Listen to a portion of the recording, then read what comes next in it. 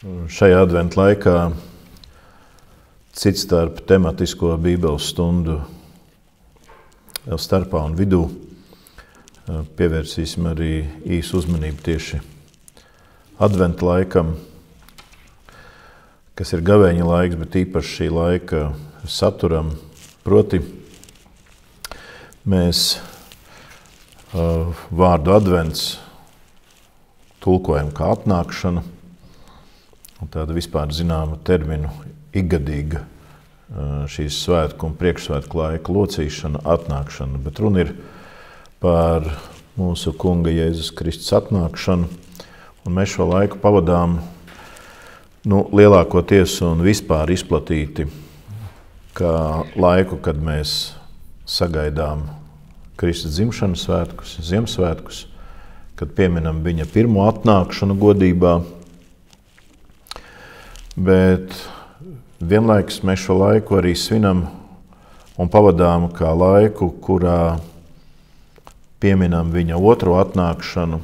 Un patiesībā sakot, šādā skata leņķī par adventa laiku mēs varētu saukt visu laiku līdz pasaules beigām, katru cilvēku dzīvi līdz nāves stundai un visas cilvēces pastāvēšanu līdz Kristus atnākšanai godībā, ka tā ir viņa otrās atnākšanas gaidīšana. Tātad adventa laikā mēs pieminam divas atnākšanas. Pirmo Kunga atnākšanu šajā pasaulē un piedzimšanu miesā, cilvēku tapšanu, iemiesošanos, inkarnāciju, kad viņš nāk kā miera liels kungs, ka viņš nenāk kā soģis, ka viņš nenāk kā tiesnesis, bet kad viņš nāk kā žēlastības devējs, piedošanas dalītājs, kad viņš nāk maksāt par cilvēku grēkiem, nevis cilvēkus tiesāt par viņu darbiem. Tā ir viņa pirmā atnākšana, kad atšķirībā no viņa otrās atnākšanas, kad viņš nāks godībā līdz ar visiem eņģeļiem, kad grāmatas tiks atdarītas, kā lasām to Jāņa atklāsmē, un dzīvie un mirušie tiks tiesāti pēc viņu darbiem. Pirmajā atnākšanā Kristus nāk pazemīgs, Jeruzālēmē ieejāja uz ēzeļa kumeļa, piedzimst viņš kūtī Betlēmē, cilvēku nezināms, viņu slavē tikai eņģeļi debesīs un tie gani, kuriem tas ir pavēstīts.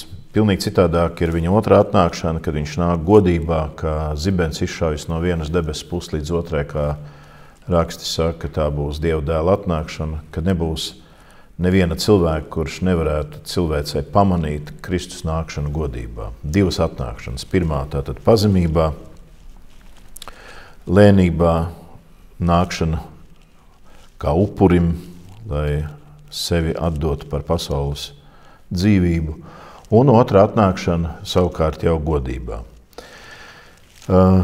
Šodien mums vajadzētu mēģināt par to domājot, mazliet iekāpt jūdu,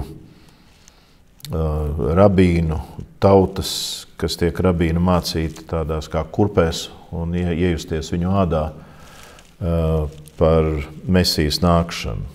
Proti, ka Mesijas nākšana ir pravietot ar zināmām zīmēm, kas to pavadīs pirms viņa ierašanās. Un pirmā lieta, ko es gribētu pieminēt, tā ir Maleahijas grāmata, 3. nodaļa, ka ik viens jūds zināja, šī nav vienīgā vecās derības rakstu vietas norāda par to, bet viena no spilgtākajām, kas skaidri un gaiši norāda uz to, ka pirms Kristus nākšanas godībā nāks pravietis Ēlija.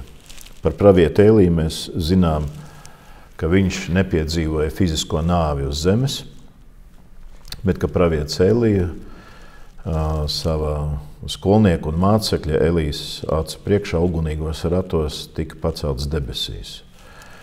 Un pravietis Ēlija savu nāvi uz zemes vēl piedzīvos, bet tas būs stipri vēlāk. Un par viņu ir teikts, ka tieši viņš būs tas pravietis, kurš nāks pirms Kristus ierašanās šajā pasaulē. Un mēs varam atvērt Maleahijas grāmatas 3. nodaļu 23. pantu, kur tā arī ir pravietots, un pravietis Maleahija to saka, redzi, Dieva vārdā viņš runādams saka, es sūtīšu pie jums pravieti Ēliju, tiekāms nāks tā kunga lielā un šausmu pilnā diena. Tieši šis vārds tā kunga lielā un šausmu pilnā diena ir tā, kas liek aizdomāties par pastaro tiesu, par to, ka Kristus nāks tiesāt dzīvos un mirušos, kad katram tiks atdarīts pēc viņa darbiem, un ka, protams, ir jānāk Ēlijam. Un tāpēc, ja mēs tā spējam iedomāties, ka jūdi gaida Mesiju, un pirms tam gaida, protams, pravietu Ēliju, viņi jautā droši vien daudziem, bet pilnīgi noteikti Jānim Kristītājam, vai tu esi Ēlija, kam jānāk. Tāpēc, ka viņš sludina lielā spēkā, viņš skaidri un gaiši saka, pēc manis nāk lielāks nekā es, tam es neesmu cienīgs kurpju auklis sasiet. Un tāpēc viņam tiek uzdot šis jautājums, ja reiz viņš pats nav Mesija, vai tad viņš nāk kā Ēlija. Un viņš to noliedz. Mēs varam saprast, kāpēc jūdi to vispār jautā, un mēs varam saprast, kāpēc vispār šāds jautājums paceļās, kad arī Jēzum jautā, bet vai tad Ēlijam nebija jānāk, vai tad Ēlijam nav jānāk pirms Mesijas nākšanas pasaulē. Un šo varbūt it kā pirmajā brīdī tādu pārpratumu izkliedē ļoti ātri tas, kad runa par Ēliju, protams, ir pilnīgi pamatot, viņš nāks pirms Kristus atnākšanas šajā pasaulē, bet viņš nāks pirms Kristus atnākšanas godībā. Un savukārt par to pravieti, kurš nāks pirms Kristus pirmās nākšanas, mēs lasām jau pie pravieša Jesajas, Mateja evaņģēlija, piemēram, 3. nodaļā, un mēs to lasām arī vēl paralēlās vietās.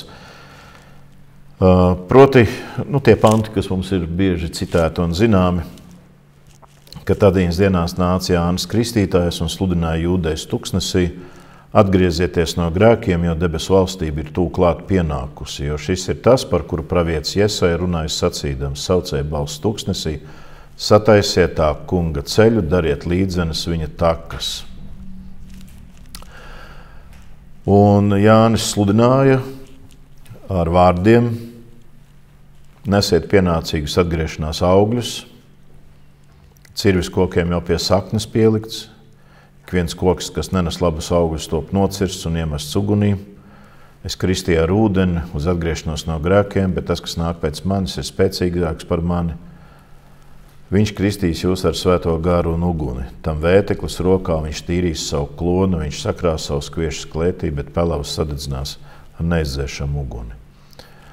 Vai mēs to varam lasīt arī pie evaņģelista Lūkas, 3. nodaļa, varam atrast vārdus, kas runā par šo pašu notikumu, kā ir rakstīts pravieša Jesajas grāmatā, saucēt balss tuksnesī, sataisiet kunga ceļu, dariet līdzenes viņu takas.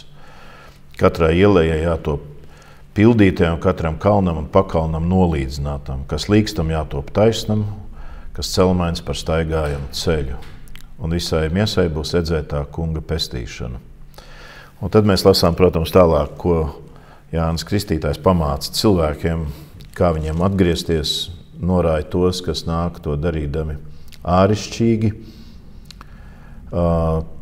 dod padomus tiem, kas to nāk darīt no visas sirds, kam 2 svārki, tas, lai dod tam, kam nav, kam pārtika, lai dara tāpat. Muitniekiem saka, neņemiet vairāk kā nolikts, karēviem saka, neaplaupiet nevienu un neizspiediet nevienam, esiet mierā ar savu algu. Tātad Jānis Kristītājs cilvēkiem dod norādījumus, kuros skaidri var sadzirdēt, kādā veidā ir jāizlīgst ar Dievu un jāizlīgst cilvēkiem savā starpā, lai viņi cienīgi varētu sagaidīt Mesiju un pestītāju. Un šī ir tā atšķirība starp Jāni Kristītāju no Ēlija, ka Jānis Kristītājs nāk pirms kunga pirmās nākšanas. Viņš nāk sataisīt ceļu tam, kurš nāk piedot. Jānis Kristītājs nāk sataisīt ceļu tam, kurš nāk apžēloties. Jānis Kristītājs nāk sataisīt ceļu tam, kurš nāk pasludināt atraisīšanu, brīvību, no visa ļaunā pestīšanu, kurš nāk, lai mirtu un atdot savu dzīvību par cilvēci. Jānis Kristītājs ir sūtīts viņa priekšā. Un tieši tā iemesla dēļ, ka Jānis Kristītājs to dara tādā pašā garā un spēkā, ar tādu pašu enerģiju un pārliecību, kā savā laikā pravietis Ēlija sludināja atgriešanos savai tautai no elkiem un Bāla pielūgsmes, tiek uzdot šis jautājums, vai viņš ir Ēlija. Un kādā brīdī Jēzus pats saviem mācekļiem saka, ja gribat, viņš ir Ēlija. Proti, ka Ēlija tas ir apzīmējums spēkpilnam pravietim, kuram ir dota īpaša žēlastība un spēks sagatavot ceļu. Un Jānim Kristītājam sagatavot ceļu Kristus pirmajai nākšanai, bet Ēlijam sagatavot ceļu uz Kristus otru atnākšanu, ka viņš nāks tiesāt dzīvos un mirušos. Ka viņš nāks nevis vairs apžēlot, bet jau tiesāt un dot katram savu algu. Un tieši šī iemesla dēļ, ka Jānis Kristītājs dara līdzīgu misiju pirms viņa pirmās nākšanas, kā Ēlija pirms otrās, Jēzus arī saka saviem mācekļiem, ja gribat, viņš ir Ēlija.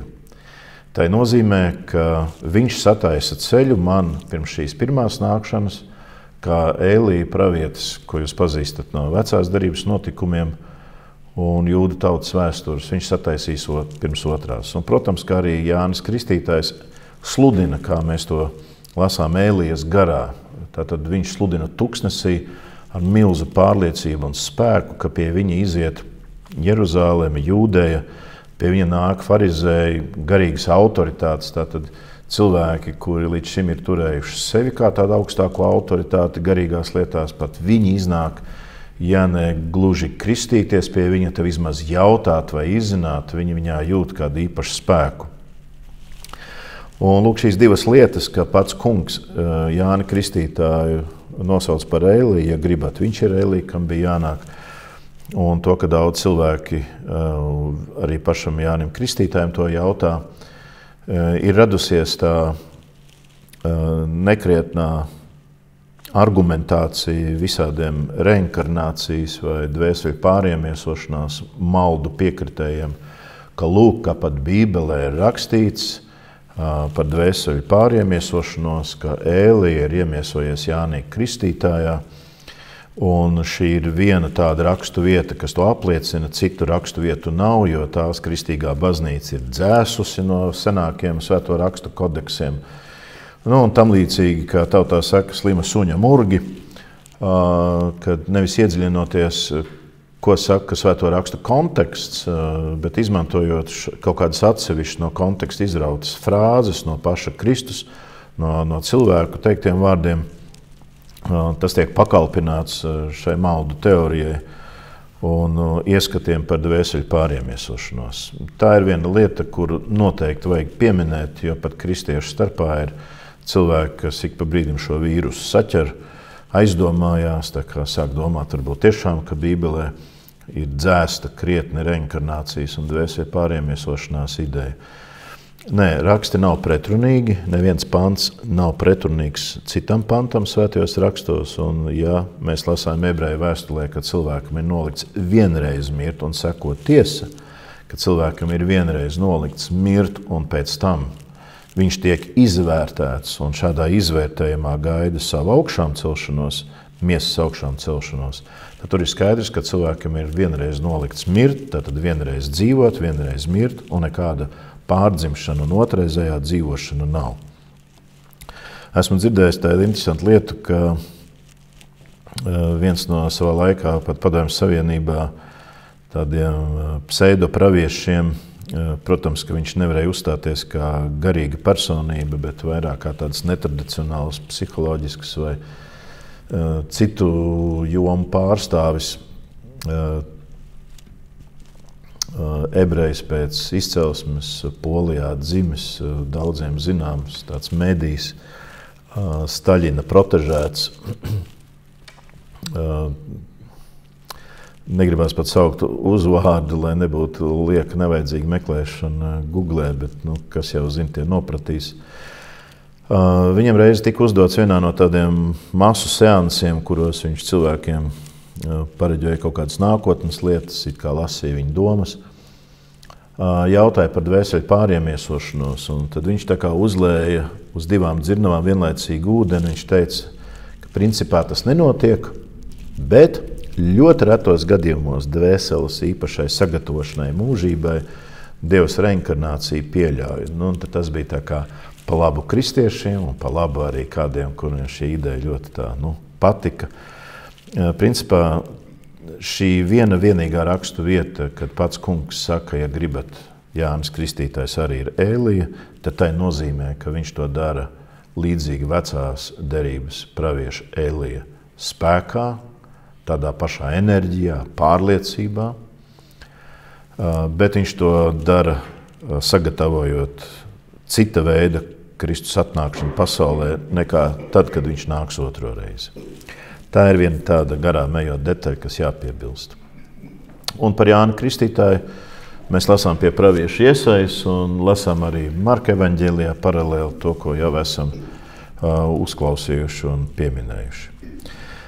Atgriežoties pie pravieša Ēlijas, mums tas arī adventa laikā ir nozīmīgi, jo adventa laikā, tur, kur ir tā tradīcija pirmo adventa svētdienu veltīt, pieminot Kristus pirmo atnākšanu, iemiesošanos, otro adventa svētdienu pieminot viņa otro atnākšanu, nākšanu godībā, tur, kur ir šī tradīcija, trešo adventa svētdienu pieminot Jāni Kristītāju, praviešus, kas par Kristu ir pravietojuši un beigās arī pašu kunga Kristītāju Jardānas ūdeņos. Un 4. adventu svētdienu pieminot kā dievmātei, īpaši veltītu, tai nozīmē, ka Jānis Kristītājs ir tas, kurš ir pēdējais no praviešiem, kurš par viņu runā un pats uz viņu norāda, teikdams lūk Dieva jērs. Tā 4. adventā piemin to, kas Kristus ienākšanai pasaulē ir visciešāk un vistuvāk dievmāte, kas viņu dāvina no sava zemes sirds un no sava klēpja visai pasaulē kā pestītāju. Tad lūk, tieši šajā tradīcijā ir ļoti vērti un interesanti, ka pirmajā atnākšanā mēs pieminam Jāni Kristītāju, un tam ir īpaši veltīta viena svētdiena. Un, protams, ka 2. adventa svētdienā runājot par Kristus otru atnākšanu, mēs pieminam īpaši pravieti Ēliju. Jo Jāņa atklāsmes grāmatā varam ielūkoties 11. nodaļā 3. pantā. Faktiski tur ir plašāk tie panti. Izlasīsim tātad 11. nodaļa, sākot ar 3. pantu. Un es likšu saviem 2 lieciniekiem, ka tie maisos tērpti pravietos 1260 dienas. Šie ir tie 2 eļas koki un tie 2 lukturi, kas stāv zemes kunga priekšā. Un ja kāds gribētu tos aizskart, tad uguns izies no viņa mutes un aprīs viņa ienaidniekus. Ja kāds tos gribētu aizskart, tā tam būs jāiet bojā. Tiem ir vara aizslēgt debesis, ka lietus nelīt pa visu viņa pravietošanas laiku, tiem ir vara pār ūdeņiem, tos pārvērst par asinīm un šaustīt zemi ar visādām mocībām, kad vien tie gribēs. Kad tie būs beiguši savu liecību, tad zvērs izkāps no bezdibeņa, karos ar tiem, tos uzvarēs un nokaus. Un viņu miesas gulēs uz ielas lielajā pilsētā, ko garīgi sauc par Sodomu un Eģipti, kur arī viņu kungs ir krustā sists. Un dažādu tautu un cilšu, valodu un tautību ļaudis redzēs viņu miesas 3,5 dienas un neļaus viņu miesas likt kapā. Zemes iedzīvotāji priecāsies par tiem un būs līksmi. Tie sūtīs dāvanas cits citam, jo šie 2 pravieši mocīja visas zemes iedzīvotājus. Un pēc 3,5 dienām dzīvības gars no Dieva iegāja viņos, un viņi cēlās kājās, un lielas bailes uznāca visiem, kas tos redzēja. Un viņi dzirdēja stipru balsi no debesīm, tiem saucam, uzkāpiet šeit augšā. Un viņi mākonī uzkāpa debesīs, viņu ienaidnieki noskatījās viņos. Par ko šeit ir runa? Šie 2 lukturi, kas stāv kunga priekšā, ir 2 taisnie. Tas ir Ēnohs, par kuru mēs lasām jau 1. Mūzes grāmatā, kurš bija taisns, vadīja savus gaitas ar kungu, un Dievs viņu ņēma pie sevis.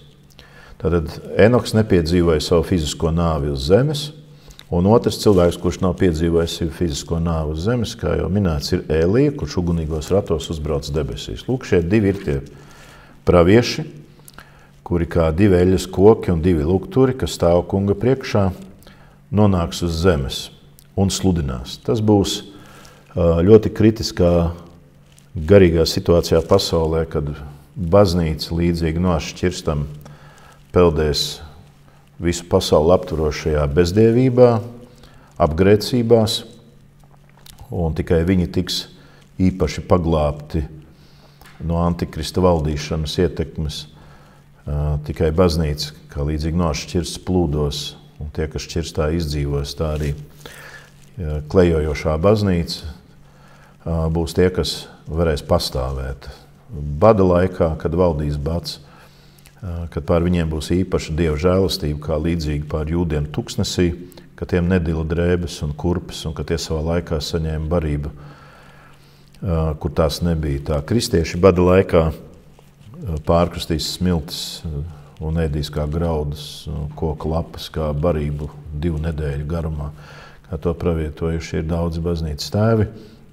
Tā pašā laikā visā pasaulē, kas būs izbaudījusi labklājīgus laikus antikrista valdīšanai, sākoties bēdu laikus, bankrotējot viņa antikrista varai, kad zem vairs neizdos augļus, kad pasaule būs vīlusies antikristā, ka tai pašā laikā būs arī bijusi pilnīgi pakļauta viņa varai.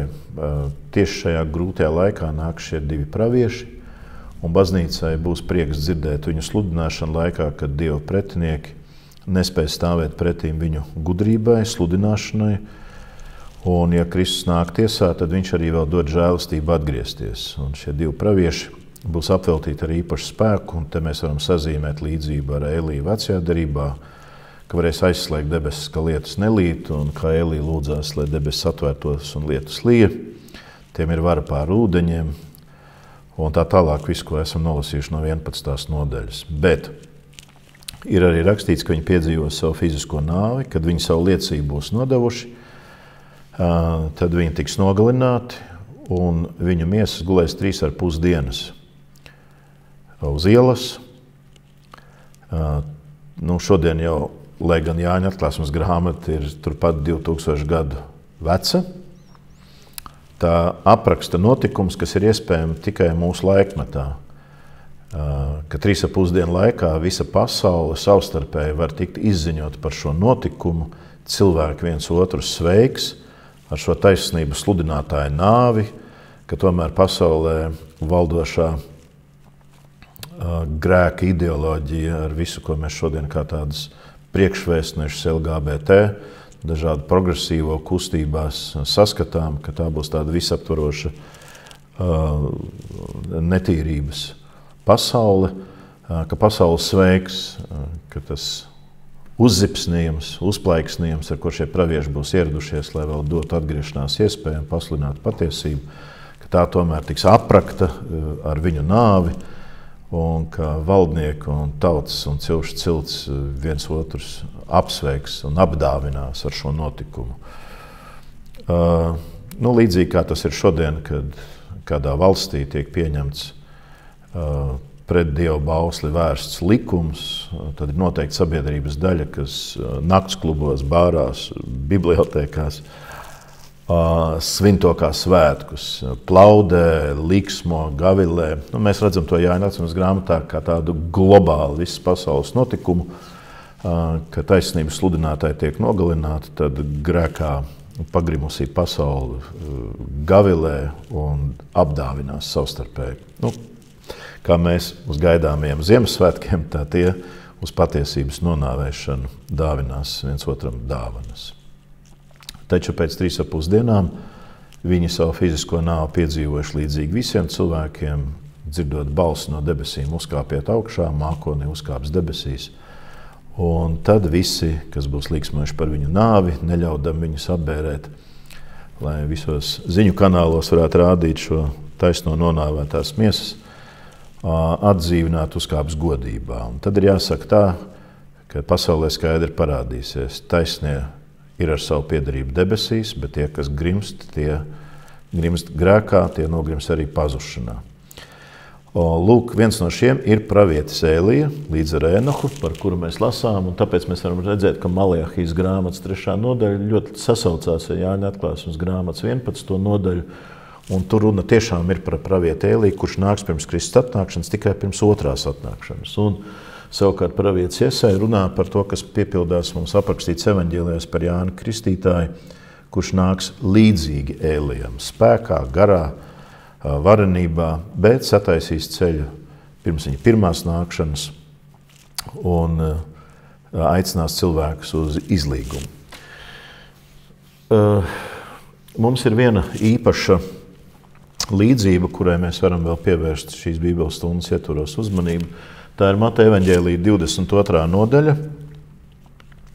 Mēs viņu visu nelasīsim vārdu vārdā. Tā ir daudziem zināma līdzība par debesu valstības līdzību, par ķēniņu, kas taisa savam dēlam kāzas, un ka viņš izsūta aicināt viesus kāzās, un tie negrib nākt. Un tad tiek izsūtīti šie sulēņi aicināt visus tos, kas šo ielūgumu nav sākotnēji saņēmuši, līdzīgi kā ebreji, kas pirmie un sākotnēji saņem šo ielūgumu uz debesu godības mielastu un valstības mantošanu. Tāpēc laika Kristus sūta savus mācekļus pilnīgi pie visām tautām, lai nāk iekšā. Un kādus vien atrodat, lasām šai līdzībā, ejiet uz lielceļiem, aiciniet kāzās, kādus vien atrodat. Un tad kāzu mielastā, sākoties, ķēniņš ierauga, ka tur viens ir ienācis bez kāzu drēbēm. Un viņi izmet galējā tumsībā. Faktiski šī ir vienlaicīgi eskatoloģiska līdzība, tāpēc, ka šajā līdzībā mums nepazīst to tuvo austrumu tādu etiķetu un kultūru. Ja valdnieks aicina nabagu vai cilvēku netīrās drēbēs uz savu mielastu, tad ir tāda tuvo austrumu ieraža, ja dižsiltīgs cilvēks aicina kādu, mēs šodien moderni sakam, maznodrošināto vai trūkumcietēju, tad, lai viņš varētu atrasties šajā mielastā svinībās cienīgā apģērbā un statusā, sulēņi kopā ar ielūgumu vispirms aiznes svētku drānas. Svētku drānas, lai cilvēks ierodoties uz šādu svinīgu notikumu, varētu būt atbilstoši šī notikuma etiķetē.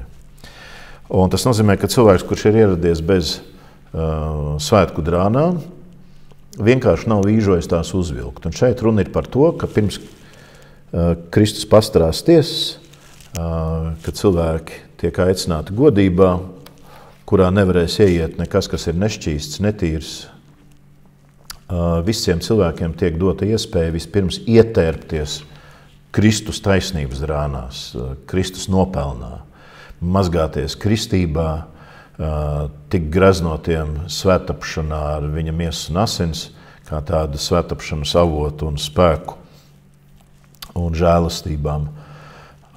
Proti, ka viss cilvēka dzīve ar kristības mirkli, ticībā, vadīt svētdzīvē un baudot sakramentus, ir kā tāda ieģērbšanās šajā Kristus atstātajās svētku drānās, atsūtītajās ar viņa pirmo nākšanu.